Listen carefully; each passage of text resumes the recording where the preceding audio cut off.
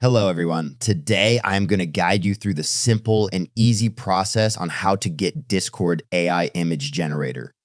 After watching this small video, you will be able to enjoy a similar service like that of Midjourney on your Discord server. So without wasting any time, let's get right into the video.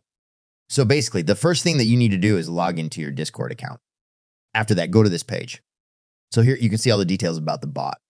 You can see some basic commands and also the most used commands. And as you can see, this is not some cheap copy of Midjourney. Almost 105,000 servers use this bot. Okay, so here you can see two buttons, copy link and add to server.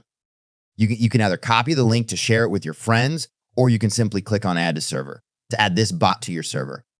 After that, select the server you want to add this bot in and click authorize. Now go to your server, and as you can see, the bot has been added to your server. Now you can use all of its features and generate different kind of images. To see the list of commands, you can simply enter /help. This will show you all the different kinds of commands. So that was it. This was how you can get Discord AI image generator.